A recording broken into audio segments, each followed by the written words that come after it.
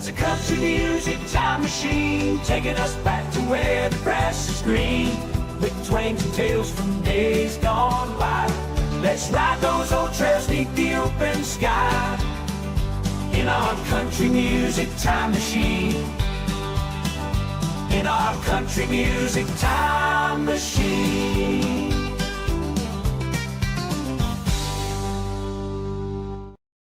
Well, good afternoon, everybody. Good evening to you, or good morning to you, depending on what side of the big blue planet you're on. This is Kevin. Welcome to the Front Porch Podcast, right here on the Country Music Time Machine. I'm so happy to have you here. And if you're joining in, as we always do, please, we take attendance.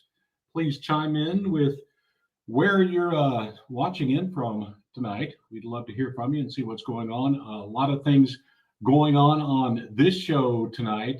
It's a special, of course, a honor for Glen Campbell. We're going to be taking a look at the life of Glen Campbell, and we're going to have a lot of different folks talking about Glen Campbell, including Glen Campbell, but also Tanya Tucker. We're going to hear from Tanya Tucker. We're going to hear from even Alice Cooper. No, Alice Cooper is not the lady that you go to church with. Alice Cooper is the hard rockin' dude. Yeah, he's going to have something to say about Glen Campbell as well. And coming up in just a little while, we're going to go down the road. We're going to head east on I-40 and go to the radio station 104.1 The Ranch with my great buddy Dennis as we honor Glen Campbell. So if you are tuned in, please chime in about where you're coming from. We got William May. He is tuned in, as William always is. And I think the first person, as always, to chime in is Maria. Maria Brown, always out there, always touching base. As soon as I put the ad up on YouTube that, we've got the Front Porch Podcast coming up Saturday, of course, Maria chimes in and we hear from Maria. So if you're out there, wherever you're from, please chime in. Let me know where you're coming in from. And while I'm talking, if I don't forget, I'm going to try to, go to the comment section and see who's out there. We got Kevin Hickey. He's in Richmond, Indiana. I remember calling a football game for the Cumberland University Bulldogs. I think they are. That's just east of Nashville. They played in Evansville, Indiana one time. So Kevin, thank you so much for tuning in. It's an honor to have everybody on here. Like I say, please, we're taking attendance. Let me know where you're dialing in from. And, I said this like a few podcasts ago. I wish, like in the old days of radio, there's a way I could just click on your picture and at least get your audio on. Like in the radio days, we could do that. We could just put you on the air and we could have a great conversation. It's not as easy. There's lawyers involved and everything, but you know how that goes. J-Cat, as always. J-Cat, in his profile picture there, he looks like a guy you'd probably, in the old days, they used, what was those Winston cigarette ads? They used to have those, was it Mr. Winston or no, it was the Marlboro Man. Yes, J-Cat looks like the Marlboro Man. J-Cat, thank you so much for tuning in. J-Cat always, he's trying to keep me straight here on the Country Music Time Machine. It doesn't always work, because sometimes I do say the B word, and I'm not talking about the B-I-T-C-H word. There's another B word that I quite often use, but we'll try to not use it too much tonight. So hopefully the B word counter doesn't start. But anyway, let's go ahead and jump into the news update on the Country Music Time Machine on the Front Porch Podcast. The biggest news this past week, we went over 4 million views, 4.2 million. That's a bunch of folks out there tuning into the Country Music Time Machine and, of course, country music history. And, we love that. Also, we got the Country Music Time Machine historian, Joshua John, up there in upstate New York, tuned in. He and J-Cat and many of those folks are the reasons why so many folks are tuning into the Country Music Time Machine. And I do promise I'm going to try to look at this camera tonight as much as I possibly can. It's hard because I want to see what's on the screen, and I've got my good buddy Dennis coming up, so I got to look on the screen down here. But anyway, A shout out to the big time CMTM crew members, the biggest active ones of the week. We got, of course, JCat. JCat's always involved. JCat watches a lot, comments a lot. He sometimes keeps the other people straight who are making crazy comments. Tim Wendell with the Starship Enterprise there in the background. We got Silvana Modugno tuned in, Andrew Hill. Those are the top four country music time machine folks of the week. Now let's take a look at the comments of the week, the big news of the week, of course. Let me get some of my Coke and Peanuts here. The big news was the inauguration of Donald Trump. Some folks loved it, some folks hated it. Just the act of him getting inaugurated again. Some folks didn't like it. Some folks were in love with it. I might have gained some folks and lost some folks. I played a video from the one and only Carrie Underwood. She sang at the inauguration. The music went out, it didn't start, and she had to sing a cappella. She did a kick-ass job. She did great. And I put that on the channel and on, of course, on YouTube and also Facebook and Instagram, all over the place. And I got mostly, good comments, except for this one from Britt C. Snort. Is that Britt Snort? The Sam inauguration where Elon Musk did the Nazi salute, unfollowing you. Well, Britt C. Snort, thank you so much for unfollowing me. What I did post, it was not political. It was just an example of the great Carrie Underwood and her professionalism and proving you don't need auto-tune or even AI to sing. And I mentioned that, and I guess Britt C. Snort didn't like it. And Britt C. Snort, you did not break my heart. But other folks chimed in, saying what they thought about it. Of course, Bobby Johnson said, just beautiful and no noisy music behind her, just her beautiful voice. Great job, Carrie. Now, I got this one. Let me destroy the German language here for all the German folks that'll be tuned in either live or delayed. It says, Amerika ist nicht die ganze Welt, nie gewesen. And I did translate it for you. It says, America is not the whole world, never been. I agree. As a guy who's traveled over the entire world, probably too much in the last 23 years, I do know that America is not the only country in the world or the whole world. But Wabobi, we were just talking about someone who sang at the presidential inauguration of the United States of America and how she handled herself so well. So I'm sorry that I guess I upset someone in Germany too. And believe it or not, the German folks, they're the 5th biggest viewer as far as countries of the Country Music Time Machines. There's a lot of good folks and a lot of country music fans in Germany. I don't know. I want to get my face off this if I can so you can see this comment. Probably the best comment, the most eloquent comment from a Detroit Tigers fan, Jonas. This world desperately needs unifying entities, and I applaud you for being one of them. You are not the divisive one. Some people just have a tough time grappling with reality. And I agree with you, Jonas. It was not anything bad at all. But anyway, speaking of what could be considered bad, one of the many country singers at the inauguration was my old pal, Billy Ray Cyrus. Like I say, one day I'm going to tell you some stories about Billy Ray Cyrus. Not today, but Billy Ray Cyrus was at the presidential inauguration, and he did not have the best of times on stage.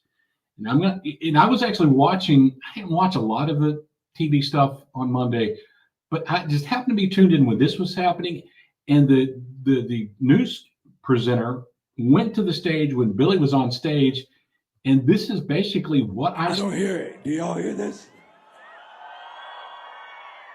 Where's everybody at? Check. Is anyone back there? Can somebody turn my guitar back on? We're going to sing a little bit more. Y'all want to sing more, or you want me to just get the hell off the stage? I don't give a damn. I tell you what, Billy had a tough night there, and there were some folks out there who did comment, were a little bit worried about Billy, what was going on with Billy. Um, you know, I guess he was having some technical problems, and unlike Carrie Underwood, I guess he couldn't handle them as good as Carrie did.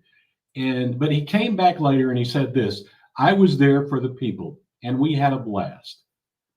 He shared that on Instagram, and he said also, "That's called rock and roll."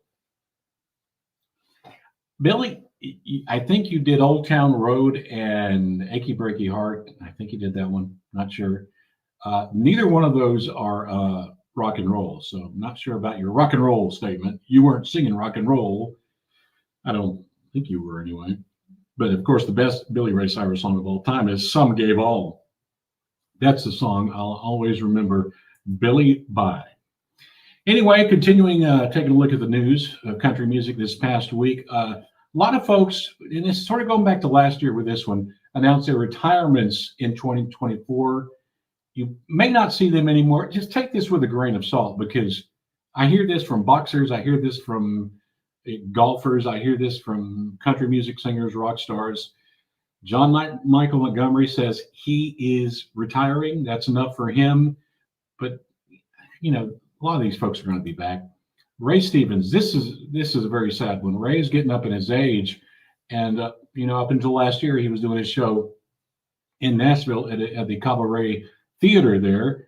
Ray says he's going to be retiring, cutting back a lot. He's still going to be making some appearances. Thank God for that. But Ray is easing on out of the spotlight. Faith Hill, another one, deleted all her social media accounts in 2024. And you might see her on Yellowstone or something. I don't know if there's a sequel to that one that she was in with her hubby, Tim McGraw, but maybe no more Faith Hill. But a few folks who originally announced their retirement, who are not retiring. One of those is my good friend there, William Lee Golden from the Oak Ridge Boys. William says, "We had so much fun touring from city to city and getting to see everyone." So they're going to have some shows this year. And if you do have Oak Ridge Boys coming into your neck of the woods, I do suggest you see them, which I actually see William Lee Golden quite often. And the last time I saw him was at the Nashville airport. You know, he was not like me. He was not sitting in first class. I mean, if you see this guy anywhere, you know who he is. I mean, it's very obvious. But he was back in coach with me, and but I'm in the airport so often. I've seen Keith Urban. I've seen many people in the Nashville airport. That's not uncommon. Another fellow not retiring because, of course, every time that Donald Trump walks out of the bathroom, Lee Greenwood has to sing "God Bless the USA." It's a great song. It's a joke. Please don't get upset. But, he says he's going to be doing some more dates in 2025, when originally he did say he was calling it quits. So that's good to hear. Good to hear that Lee Greenwood's going to be sticking around. And speaking of country music concerts, I want to give a shout out to the folks in Myrtle Beach, South Carolina. That's like a second home for me. I was basically raised in that area, not born there, but I was raised in Myrtle Beach. And then radio and family brought me to Nashville years later. But one of the greatest country music festivals, shows, or whatever you want to call it, the Music Fest, is in Myrtle Beach every year. It's going to be this year, June 5th through 8th. Tickets are selling fast. It's called the Carolina Country Music Fest. We've got Kid Rock, Jelly Roll, Lady Wilson, Rascal Flatts, Brantley Gilbert, Chris Young, and many, many more. It's a cool venue. Where that stage is basically at for this Country Music Fest is where I used to DJ in a nightclub right beside the Bowery where Alabama used to play. So that's all gone. They tore all the good stuff down, but they do have the Music Fest there once a year, and you should go check it out. And last week, I did mention this briefly, only because the Country Music Time Machine historian Joshua John reminded me. We did lose Melba Montgomery on January 15th, the incredible, lovely, and beautiful singer Melba, a great duet partner for George Jones, Gene Pitney, and Charlie Lubin. We're going to miss Melba a lot. You know, it seems like as we get older, all our heroes and great country music singers pass away, and we miss them like crazy. All right, that is all of the news for this week. I'm just going to jump over to the comments, and J Cat says congrats on 4 million. William May says Miss Underwood did a wonderful job, and I agree with William. Miss Underwood did a freaking incredible job. But tonight, folks, we are here to honor the one and the only Glen Campbell. Everybody has memories of Glen Campbell, and he had a topsy-turvy life, you could say, like many had in country music, and legends have that, So it's, we talk about it. We have to talk about the good stuff, the bad stuff, but we're going to talk about it all tonight. Old Glen Travis Campbell, born in April 22nd, 1936, Billstown, Arkansas. He died August 8, 2017. He was 81 years old when he died. Campbell started playing guitar at the age of 4. His father gave him a Sears bought $5 guitar as a gift. I actually have a Sears, I think it was Sears, the Silvertone guitar. Maybe Joshua John could tell me if Silvertone, I think Sears sold Silvertone guitars. I've got a really, really old one back there that I can't play anywhere close to Glen Campbell's way of playing. His uncle Boo taught him how to play the basics on guitar, and he must have been a great teacher because Glen Campbell was amazing playing the guitar. 1960, Glen Campbell moves to Los Angeles to become a session musician. He was probably a part of one of the best session musician group of all time, the Wrecking Crew. If you study up on Glen Campbell, you'll hear more about them because they were incredible. Super, super, super talented. Glen Campbell played on recordings by folks, of course. He was with the Beach Boys for about 6 months, but Bobby Darin, Frank Sinatra, Ricky Nelson, Dean Martin, Elvis Presley, so many. He was that good, folks. He didn't just have a great voice and a pretty face. He was a musical mastermind. He never learned to read music, but besides guitar, he could play the banjo, the mandolin, and the bass. So he could mix a few other instruments in there as well. And, like I mentioned just a little bit ago, from December 64, right after the Beatles hit the scene, to March of 65, Glen Campbell was touring with the Beach Boys, filling in for one and only Brian Wilson.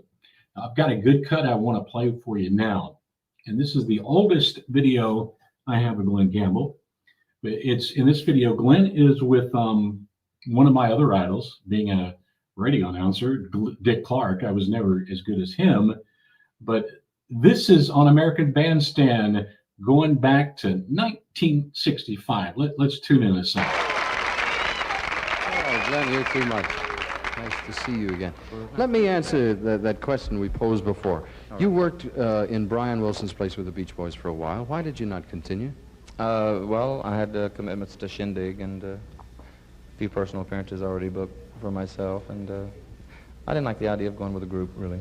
Are they fun to work with? Oh, very much. I was with them for about 6 months, and it was just great. Thank you, Glen. Thank you. Glen Campbell, ladies and gentlemen.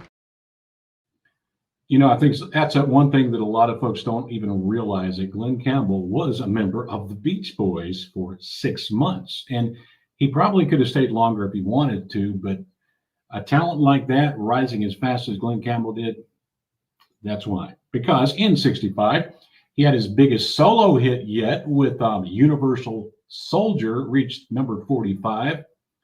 And someone once asked him about the message of the song, about the pacifist message of the song. This is during the Vietnam War, so it was a little bit controversial. He comes back and tells him, people who are advocating burning draft cards should be hung. So Glen could be outspoken when he wanted to be.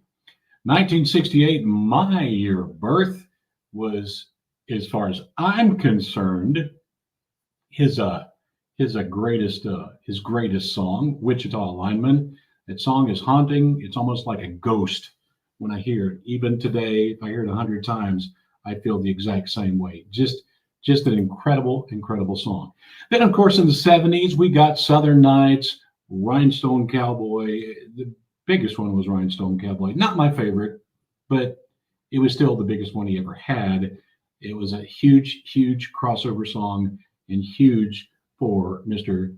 Glen Campbell. And we love it today. And of course, Joshua John chimed in to me offline during the week saying, Kevin, make sure you remember to tell him he charted 72 singles on Billboard's country singles chart from 62 to 2014.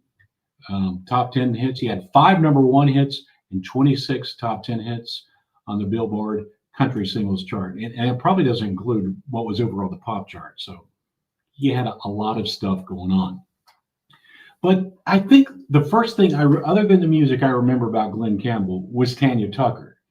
The controversy surrounding Glen's relationship with Tanya. Tanya was very young, and Glen was a lot older than Tanya at the time when they got together. So I remember my mom and my dad talking about it. I remember it being the National Enquirer.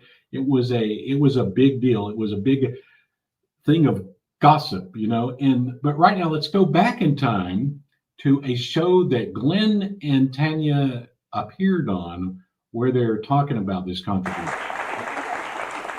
That was the nice part, see? I asked Glen, you two have not been on this kind of a thing together before, have you? No. Well, you're the first. We thought we'd give you first crack at it. Well, it's not going to be first crack at it, but your relationship has been People magazined and National Enquirized and now NBCized. How do you maintain any kind of a relationship, a friendship, a professional relationship with the world looking at you all the time? This fishbowl. It's tough. You answer that one, dear. It doesn't bother us that much, really.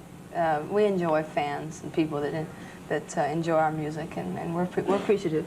But what about when they want to know more than music? They want to know where you go, and they want to take your pictures all the time. I mean, it's not that it's a big intrusion on your lives, but really, as I say, you're in a fishbowl all the time. Well, we've both been doing it, really, for so Tanya's been doing it, 9 or 10 years. She went out, Delta Dawn was a hit for her when she was 13. Mm-hmm. And she kind of grew up with it, and I did too, so it really doesn't bother. Yeah, that was a big controversy back in the day. And I was just watching the chat area, and I see that the incredible Gracie over from the Pop Music Time Machine, and I should have mentioned this coming in.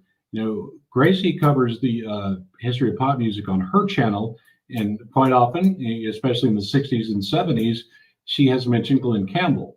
And Gracie, I 2 or 3 years ago, probably didn't know who Glen Campbell was.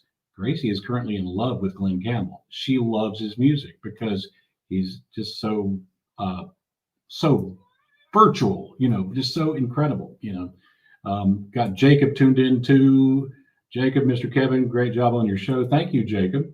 As we continue talking about Mr. Glen Campbell, they were together for a little while, but they were never married. They were engaged, but the marriage never happened.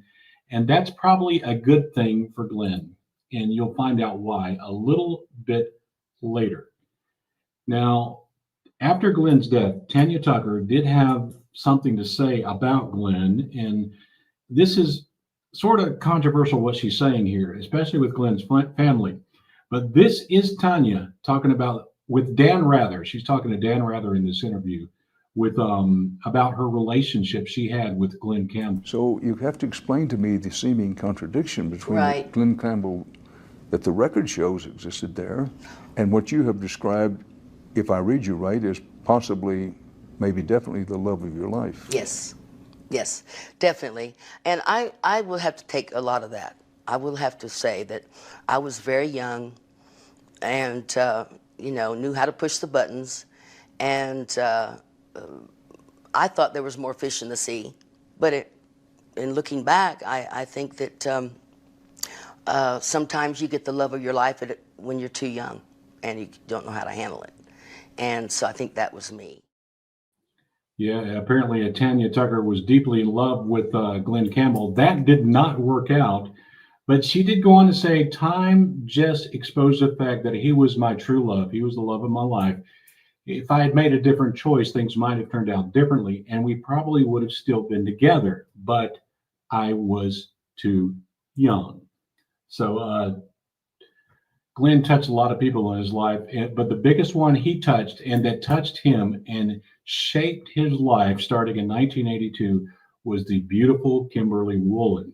Now, Kimberly is, and you'll find out more about this as we keep going on, is probably the one who saved Glen, because Glen was going through some tough times, when they got together.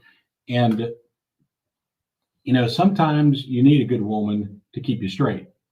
Maybe that's what I'm missing.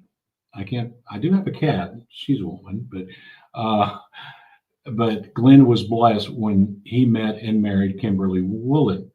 Now, here's a clip I want to play for you where Kim is talking about the battles that she had when she married Glen and his severe problem with alcohol. I learned that, it wasn't him because he's a great person. It was the alcohol. Oh, so sure. I had to separate those two things, We had our third child and we were still battling it. When Ashley was a baby, one time he was over at the country club. He didn't come home for dinner. And I couldn't get a hold of him, so I drove over to the country club with the baby and walked into the men's grill. Right. And no women are allowed in there. And I just handed him the baby and walked out. And everybody went, ooh. Ooh, I thought, oh my yeah. God, he's going to kill me. Well, I do. I hung out with the wrong like guys, I'm trying man. to say, you have a responsibility. You are a father. You have children. That's right. And I'm a jewel now. You're a jewel now? It took a while, but finally. It's the story of so many, not only country stars, of human beings that we get addicted to bad things, those being drugs, alcohol, and Glen had that issue. But his savior, he had two saviors, actually, and you'll hear more about that too. I think his first savior in his, in life in general was his wife, Kim, and then his faith, his belief in Christ also helped save him, because he probably wouldn't have lived to 81 years old without those influences in his life. But the tough part about Glen's life was when he found out that he had Alzheimer's. And I'm going to mention this more than once. I watched on Thursday night the documentary. It's on Amazon. It could be on Netflix. It's called I'll Be Me. It is a documentary about Glen Campbell, and it talks a little bit about his life and where he came from and the success he had and some of the problems he had. But the big focus of it is his battle with Alzheimer's. Now, here's a clip, and Kim should be honored for doing this. What Kim decided to do is make basically a video journey of this battle with Alzheimer's to raise the awareness of folks with Alzheimer's like Glen had. So she had the cameras rolling on the day that the doctor told Glen that he was diagnosed with Alzheimer's. Let's tune into this. So right in here is a structure called the hippocampus, and that's vital for memory. And unfortunately, in Alzheimer's disease, it starts to shrink. And so we can see here on this MR scan that yours is smaller than it used to be. It used to occupy this whole space, but now it's considerably smaller. So this is what we would call atrophy. This indicates that in all likelihood, your difficulties are due to Alzheimer's disease.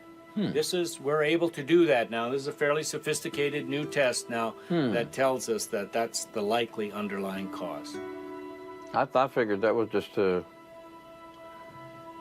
getting the ones that out that I don't really want or need. You're trying to forget things that you don't need anymore, and Yeah. you're trying to clear out the mind a bit. Yeah, Yeah. right. Well, I do. I forget them. Yeah, that was the moment that Glen found out he had Alzheimer's. And you could see even in that video part, how much is he taking, how much will he remember that he was being told at the time. But it's just fascinating to see that, to see the moment when a legendary person like Glen Campbell is diagnosed with a disease that will end up ending his life.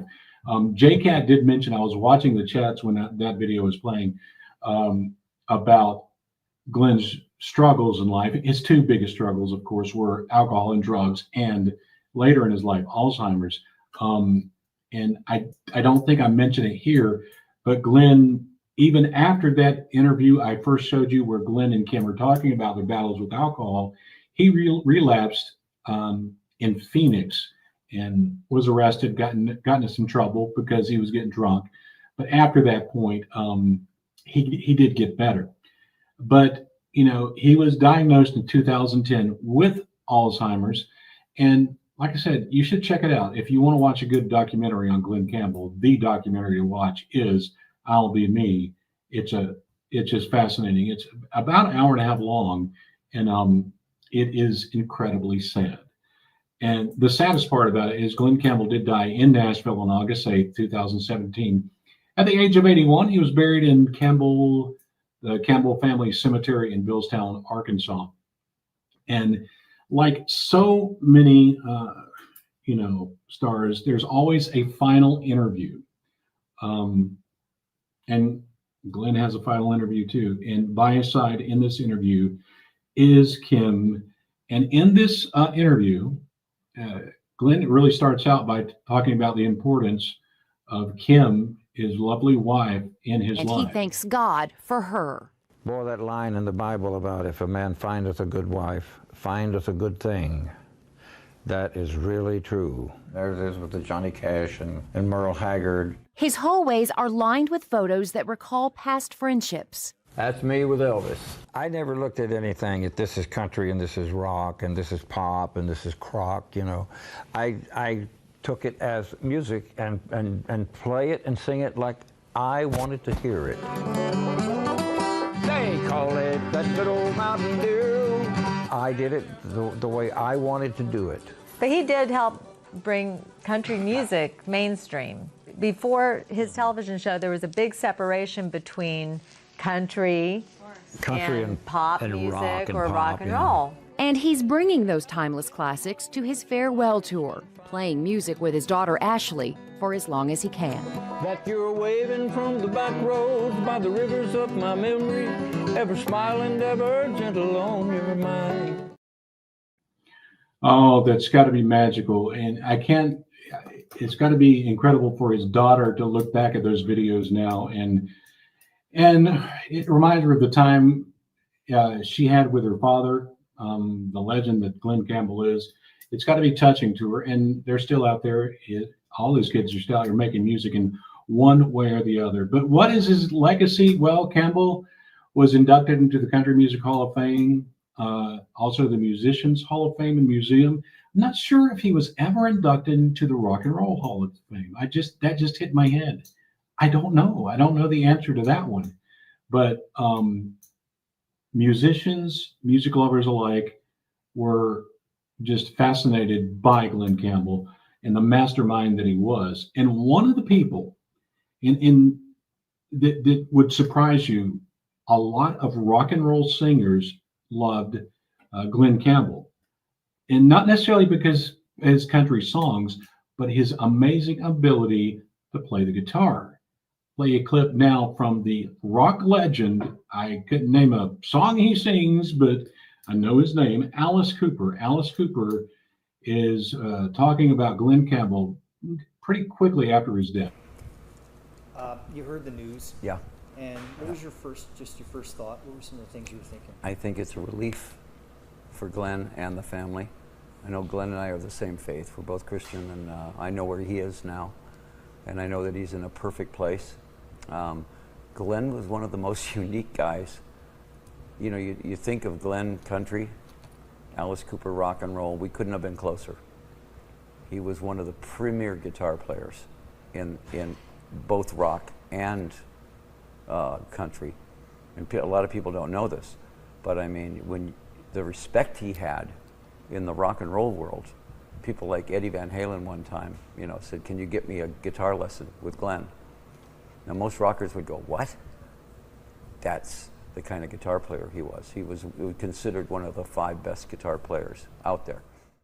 If Eddie Van Halen of Van Halen wants to get a guitar lesson from Glen Campbell, that goes to show you what a powerhouse Glen Campbell was.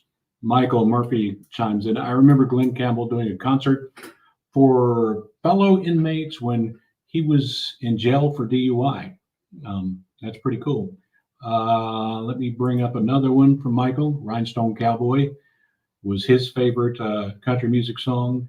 And also Jerry Bellamy is tuning in from Port Clinton, Ohio. Jeremy, thank you so much for tuning in, my friend.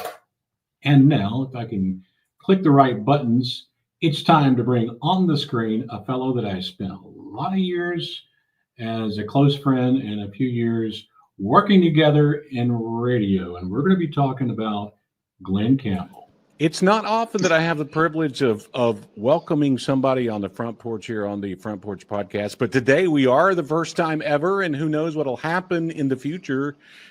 We may even have Beyonce. No, probably that's not going to happen. But everybody, please welcome to the screen, to the stage here, my good buddy Dennis Banca. He is in Carthage, Tennessee at 104.1 FM, The Ranch, as you see behind him. He's got country music history behind him. I love that studio. I've worked inside there before, and Dennis and I worked together actually in the early 90s, and we had a blast together, and we've been friends ever since. Howdy, Dennis. How you doing, brother? Well, after that Beyonce reference, I feel like I should do this. I want to put a ring on it. Yeah, some folks count how many times will he say Beyonce today, you know, and we'll see. Well, Beyonce or Shabuzi, you know. The last time you worked in the studio, we recorded Michael Johnson. That's right. That's right. The last time I was there, and when I left that radio station, Michael Johnson, if you folks don't know who Michael Johnson passed away how many years ago, Dennis? 8, 9, 10. It's been a while. Yeah. Michael Johnson was just an incredible singer, guitar player, and everything. He was so good, you know, but that's the magic thing about radio in some parts of America right now. In many parts of America, it is becoming more and more and more automated, and the local radio station doesn't really have a you know, entrenched as it used to be. But a 104.1 in Carthage is just outside of Nashville. They still, you know, it is a local radio station that plays country music. Now, Dennis, do you play Beyonce? I do not. Do you play Shabuzi? I do play Shabuzi. I mean, I don't know. Maybe we need to end this conversation right now. No, but we need ditties now and then. And it's a fun little wake me up morning song. And the people responded to it okay? Was there any outrage not a Shabuzi, more so on Beyonce, because she sort of said, I'm a country star. Shabuzi never said that. He just put a song out. Yeah. And I explained you can't that say you're a country star. You can't just say, hey, I'm Dennis, I'm a country star. You have to earn that. Yeah, exactly. And I think I mentioned that last time. I said, you know, a lot of folks, even in the historical days, like in the 70s when pop and country were intertwined, the artist didn't necessarily, you know, I'm going to record a country album or a pop album. They record what they recorded, and then they got fans and listeners from the pop charts or the pop stations and the country stations too. This conversation, what we're going to talk about in a little bit while from now, is exactly that. We're going to talk about an artist that is exactly that for his time. If you really think about it, we're going to talk about it. But going back to what we're playing, there's so much out there. You know, there's so many choices now at radio. It's all digital downloads, and it's all it's personalities, it's lifestyle. It's changed from the days of just getting every record was great. So we got to pick and choose, and some things work because of social media, because they're so popular, or it's on an award show and awareness, you know, top of mind awareness. So if it's out there in the universe and just going crazy, we're almost forced to play it. Well, you know, there's folks who seem to be upset about the Beyoncés or the Shabuzis out there, and their reactions is almost like, this is the first time I've ever heard this in country music. This is crazy. It's not. You know, this has happened for decades. There's always been crossovers and controversy. I mean, you remember the Charlie Rich award show controversy when he burned the thing for that John Denver won because he won the Male Country Artist of the Year. That's familiar, as is the Olivia Newton-John, closer reference really to Beyonce winning the Female Artist of the Year like Beyonce did last year. So it's amazing, you know. But some songs like Shabuzi, if you go back to the late 70s, early 80s. Remember Rockin' Sydney? Don't mess with my toot toot. Yeah. Was that a country song? Not Yeah, really, but it got played on country radio. Yeah, you better believe it, And when I was, we're here today, and our focus today is talking about the incredible Glen Campbell. And when I was, working on the script and working on the segments and everything, as you can see Glen on the camera right there. And I was thinking, who is the biggest Glen Campbell fan that I know? And Dennis came to mind, because Dennis has met him. And Dennis, you were I don't think they have fan clubs anymore, but you were a Glen Campbell fan club member a long time ago, right? I got my card in 1970 because renewal date is 9/1/71. This is the original fan club membership card. You would send off for this. You got a letter from Glen, which I don't have anymore, but they also sent a postcard, which Glen didn't sign then. Glen signed this after his 60th birthday. When I did a radio special. He also signed my fan club. Back in the day, everybody from Bobby Sherman to Glen Campbell, Neil Diamond, they all had fan clubs. There's still fan clubs out there, but they're more of a digital thing now. I don't know. So in 1970, I would have been 9. Wow. So what do you remember as being the first Glen Campbell song you heard and you liked? I don't remember the actual first song. What I do remember, I said this morning on the way here, back in the 65, 66, 67, we only had a couple channels, and every channel had a variety show like Ed Sullivan, or they had specials on television, and we were exposed to everything from opera to Broadway shows to rock and roll to up and coming acts. We saw everything, and we saw people spinning plates. We saw a guy talking with his hand. We saw all sorts of stuff on TV. So I don't know where the influence came in about Glen. I just remember when it really hit was his TV show when he took over the Smothers Brothers. Just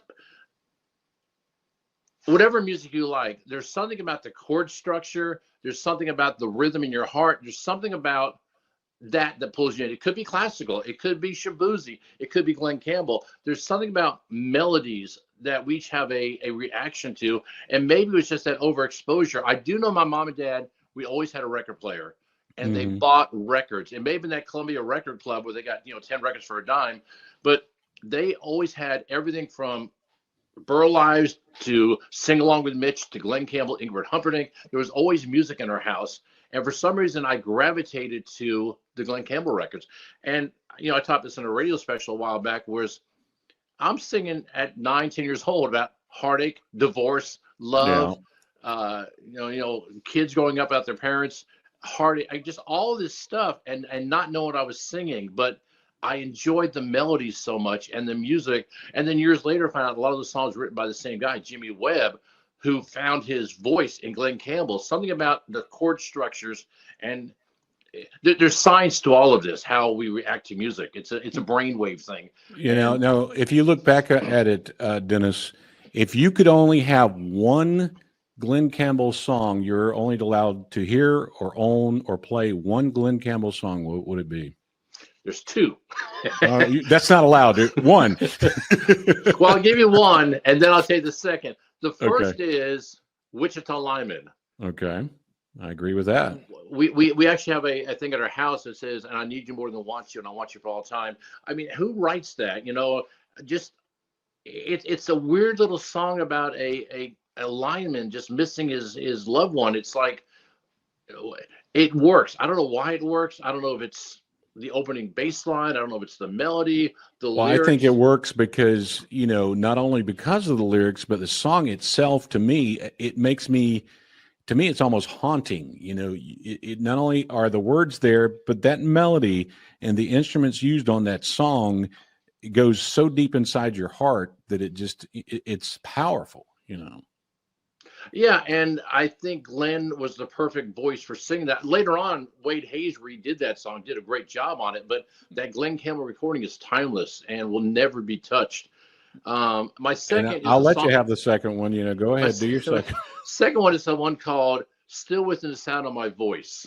Oh yeah, I remember that. it, That was it, 80s, right? yeah. This I remember the first time I heard it. I was out jogging, and it came on my radio, and I'm thinking in my headphones. I'm like, what is this? And here's a guy again longing for somebody, and he's saying, if you can still hear me on the radio, it's again one of those songs. I don't in the time and space I was at, it hit me really hard.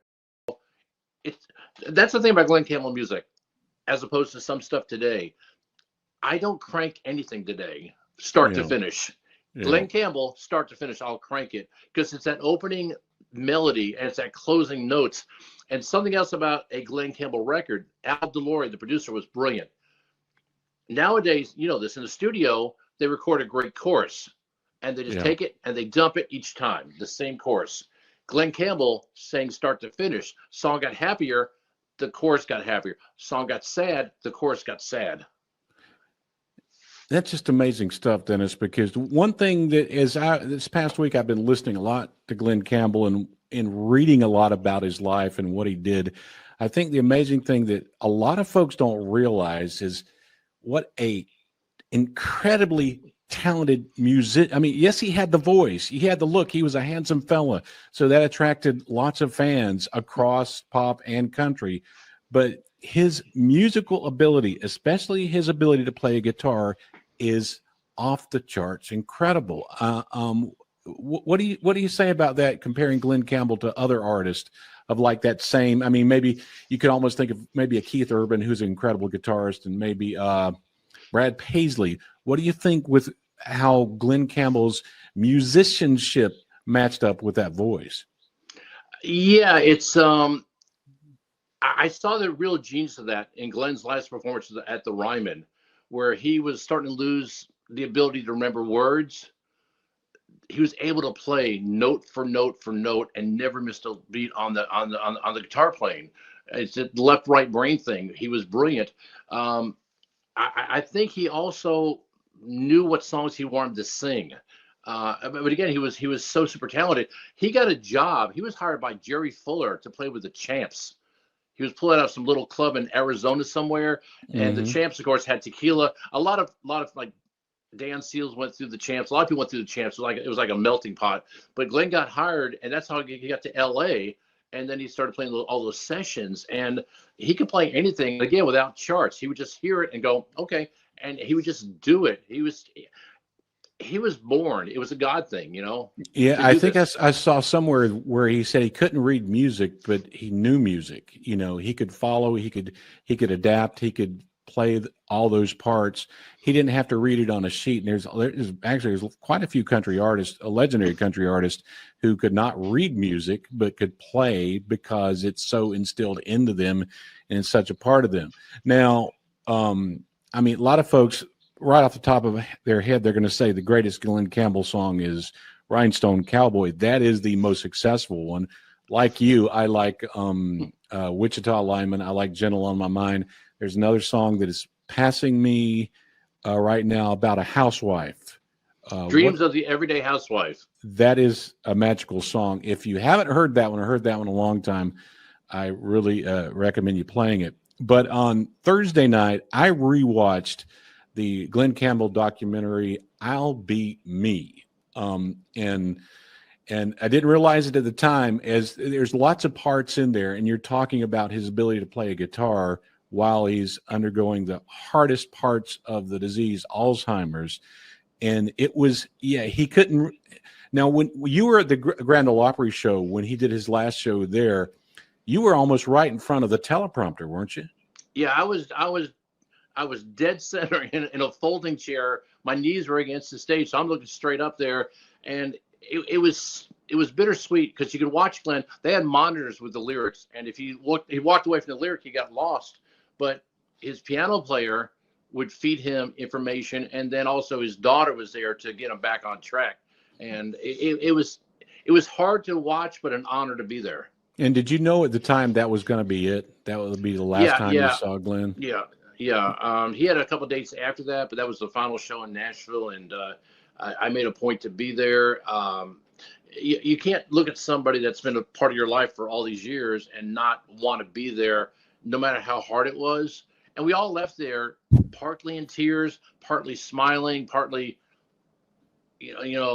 wishing him peace at the end, because Alzheimer's, is not a peaceful disease at the end. Yeah, it's not. And I do suggest you folks, if you are a Glen Campbell fan or a country music history fan, it's on Amazon. It could be on Netflix. I'm not exactly sure where it's at, but I'll Be Me is basically the documentary that they put together for Glenn, it shows his struggle with Alzheimer's, gives a little bit of the history of Glen Campbell in the 60s and 70s. One thing I didn't even realize too, he played with the Beach Boys for a while, right? Incredible stuff. Now, you grew up with that. You were a Glen Campbell fan club member, and you finally when did you finally meet? We're going before the Alzheimer's and things, but when did you finally get to meet him? Back in 1996, I did a radio special and I was doing some songwriting down at his office with Marty Gamblin down on Music Row. And I wanted to do a birthday special, Glenn's 60th birthday. And so they gave me a lot of Glenn's stuff on ADAT, which is a format we use sometimes at radio. And they gave me stuff that had never been released. They gave me studio outtakes and permission to play them on the radio. They gave me all these pictures and things put in the studio. I ended up putting it like the whole studio was nothing but Glen Campbell, and I got a rhinestone jacket, and we had a Glen Campbell cake, and then TNN came out and filmed it and got on the network. And so after it aired, and the thing included Brian White calling in, Pearl River calling in, Steve Warner calling in, Glen Campbell called in, and it was this really cool 6-hour Glen Campbell music marathon. Hits, gospel stuff, blues stuff, stuff people never heard before that's now been released. And so this thing airs, and I start getting emails and calls from around the country. People thank me for honoring Glenn. And then I get a phone call from Marty Campbell in Nashville. Glenn wants to meet you. And I both know we meet a lot of people in this business. Yeah. And they always say, never meet your heroes. Yeah, that's scary. I was a nervous wreck. And so I go downtown Nashville into Marty's office, and Glenn comes out just beaming and friendly and thankful. And it was everything that I prayed it would be, and nothing that I was afraid of. And, but to shake your hand of somebody that is the background of your life, the music, the score of your life, it was brilliant. It was amazing. We've all met people that have let us down. This guy, he was Glen Campbell. And so that's why years later, I was coming back from John Schneider's place in Louisiana, going through Arkansas. I turned off, went down to Billstown, where he's buried, and spent some time at the grave. And that was cathartic. It really was. It was, for me, it was that closure of missing him, still being around. I still treasure his music, still play his music, but sitting there and, and my wife thinks it's strange. I've been to several different graves, Jim Croce, George Jones, and our friend Dan Seals, and Jeff Carson, of course. But to sit at Glenn's grave and just I had my phone, so I'm listening to Glen Campbell songs. It's a weird thing to do, but it was healing. Well, when you recognize these musicians and you fall in love with their music, and they're part of your life from childhood on to adulthood, and you continue playing them, they become a friend. And it used to be, I could say, in the old days where I remember in the 70s and 80s, my dad would visit graves of loved ones they remembered and honored and respected. And it's the same deal, going back and making that connection, and almost like saying thank you for what they did and the influence they had on your life, not, with the music, with the lyrics and everything. And that's just a magical thing. But let me ask you this, Dennis, what about the legacy of Glen Campbell? I could say Grammy Awards, I could say multi-million-dollar selling albums, crossover hits. What about the legacy of Glen Campbell? How will he be remembered? Well, we started out talking about artists that crossed over. If you look at folks, Colin Ray, John Barry, Glen Campbell, are they really country artists, or are they singing songs that fit the format? Glen Campbell, are his songs really country? I mean, a lot of them didn't. They had big orchestra. They had big, you know, Yeah. it was like that Nashville sound before the Nashville sound. I think Glenn, country music loved Glenn. Rhinestone Cowboy got played on pop radio. You know that back in the Yeah. day. It was a Yeah. huge pop song. I don't think Glenn belongs strictly to country music. He belongs to the world. He belongs to music. His legacy is he had a gift that was given to him. If you follow his history, everyone in his family plays. Mhm. His sister, his uncle, his dad. He was around music. I mean, growing up dirt poor, but he realized he getting out of Arkansas and chasing that dream and always learning. I think his legacy is the fact that we have a body of work. And the cool thing about Glenn, he did everything from country. He used to sing demos for Elvis in Elvis's voice. You Yeah, guys when can I find was them. listening, I listened to a playlist on Spotify yesterday, and Glen Campbell was singing a Green Day song. I think it was Boulevard of Broken Dreams, I think, but it was a Green Day song. And I also saw in that in the documentary I'll Be Me, I think there was a couple of Green Day singers talking Yep. about the influence of Glen Campbell on them, you know. So But you also have as his life got further along, and he went through a lot of hard times and personal problems. And, he got back to religion, put out some great gospel songs. Yeah. But he went back to Jimmy Webb for some of those gospel songs. The guy that wrote Highwayman, the guy that wrote Wichita Lineman, the guy that wrote Galveston, he went and said, I need something gospel. And so he kept that. Again, that voice is still there because the music is the same source. And the other thing about Glenn too is, if you watch when the recording of the last album, they gave him line by line, and he sang it, and it's still Glen Campbell, and the recordings are brilliant, and they found songs like Adios, which again is a Jimmy Webb song, a way of saying goodbye to us. I mean, and the fact that he knew he has Alzheimer's and was willing to share that story. I mean, that says a lot about anybody that's willing to put that out there. But then again, say, I'm going out.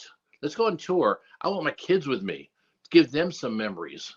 I mean, it's great. And his wife, Kim, her ability to go through all that, not only go through all that, but also film so much of it, not only just to show the legacy of Glen Campbell, but the battle with Alzheimer's and what they had to go through was just amazing. Have you heard anything about the kids lately? Because they were all great musicians, guitarist.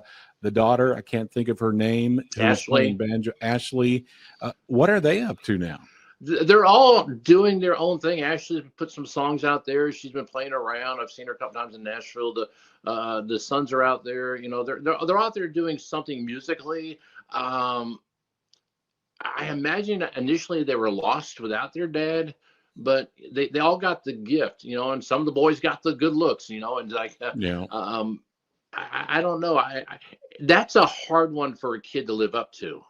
Yeah, no doubt about it. But I tell you what, especially when you have a legendary father, your father is Glen Campbell. That's incredible. But Dennis, Glen Campbell was amazing. I just want to thank you for coming on the front porch today to talk to us. There's a younger version of Glenn and a younger version of Dennis there from '96. Hair is a different color. Yeah. yeah. At least you still have hair, man. Mine. No, and I tell people this all the time. But if you have a chance to meet somebody, it could be a cousin, it could be your great grandmother, it could be Glen Campbell. Take a picture, save that moment. Yeah. And because years later you want to look at it again. I pulled this stuff out of my safe deposit box. I knew I'm gonna be talking to you, and it's like I'm going right back to that day.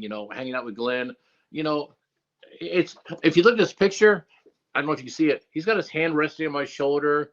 Yeah. It wasn't like a forced picture. It was very casual, and someone just snapped it. And I don't know. It's like I don't know. And again, I can go through Glen Campbell's songs, and like, You Better Sit Down, Kids. Sonny Bono wrote that. Yeah, wow. Sonny and Cher. And then you got like If You Go Away, Rod McEwen song. You've got all these songs from different writers, and a lot of writers built their careers off of Glen Campbell. Wichita lineman, Jimmy Webb. Then you got like Rhinestone Cowboy, which was written as a slow, sad song about a down and out cowboy. It was written a whole lot slower, and they pumped it up. Same thing with Galveston. Galveston was an anti-Vietnam War song. Yeah. And they pumped it up, made it an anthem, and people. And that song was recorded first by Johnny Rivers. Yeah. But Galveston's a great song. Another one of those haunting, almost scary country music song. Or like you said, was it country? Was it pop? What was it? It was just a song like Rhinestone Cowboy, Wichita Lineman, that folks, whether they were traditional country music listeners or pop music listeners, they just loved it. And that is probably the legacy of Glen Campbell. He was loved by so many. And even the pop radio, they played Country Boy, You Got Your Feet in L.A. I mean, they played that on pop radio, and it said Country Boy, You Got Your Feet in L.A. Everything he put out there, he did some incredible stuff. He poked fun of himself later on in life when he did the Manson and Branson. Oh, geez. Yeah, some things you don't want to remember, but if you're willing to laugh about it, that's cool. You got. But he had songs like you said, "Dreams of a Housewife." It's about this woman that the song wouldn't work today. But here's this woman, remember when she was younger and her husband cared more about her, and she's going through the photo album. She finds the rose and goes through the pictures, and she remembers who she was. And it's a bittersweet, sad little song, but it's so well done. Where's the Playground, Susie? Another brilliant song. There's so many out there that, and again, if you have the ability to go to social media or some app, if you go through the catalog, you're going to find brilliant stuff. MacArthur's Park, his version of that, he covered Bob Dylan songs. He covered whatever was. That was the thing back in the day too. Back when you and I were younger, if a song was popular, Engelbert Humperdinck did it, Tom Jones did it, Glen Campbell. They everybody covered the song, their own version of it. Yeah, it's incredible stuff. Yeah, Glen Campbell is a legacy. Thank the good Lord we have his music that we'll be listening to forever and ever.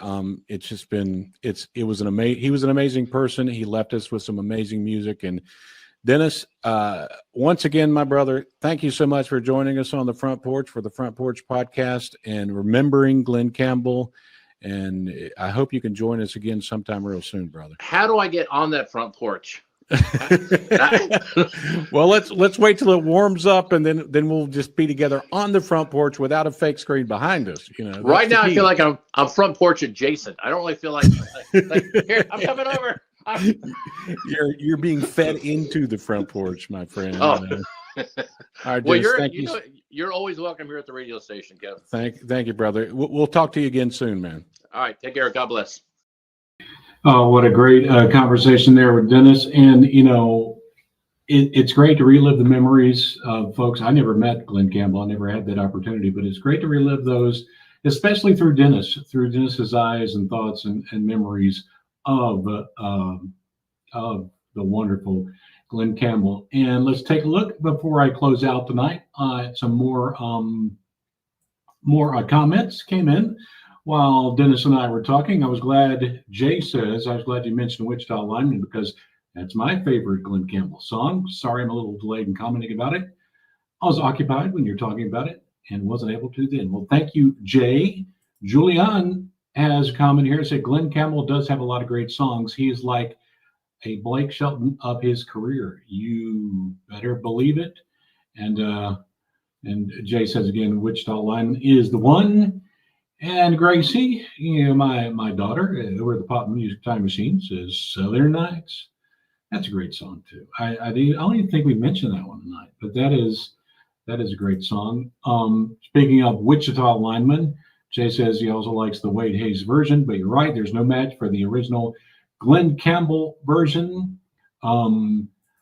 This is a great song. Joshua, thank you for mentioning this one.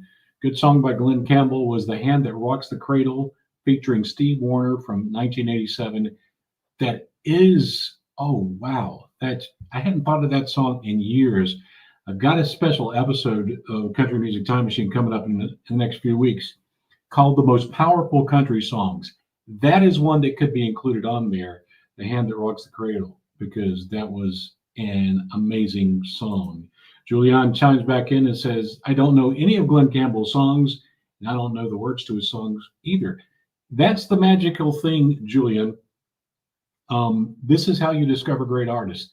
This is how you discover great music. Just like Gracie over on the Pop Music Time Machine, my daughter did. She discovered Glen Campbell, I think, just because she was covering Glen Campbell on the Pop Music History Channel. And she started hearing it and said, wow, that is great. That is good stuff. J-Cat chimes in and says, a good movie featuring Wichita lineman is Life on the Line. Cool, J-Cat. I'll have to see if I can check that one out, because if it's got the song in it, I don't know if the movie can be as good as the song, but maybe it'll be close. Anyway, folks, thank you so much for joining me tonight here on the Country Music Time Machine on the Front Porch podcast, as we have covered Glen Campbell. Thanks to Dennis Banka at 104.1 The Ranch, we're just outside of Nashville, for talking to us about Glen Campbell. So until next time, as always, God bless you. Let's keep it country right here on the Country Music Time Machine. Oh, it's a country music time machine, taking us back to where the grass is green, with twangs and tales from days gone by. Let's ride those old trails beneath the open sky, in our country music time machine, in our country music time machine.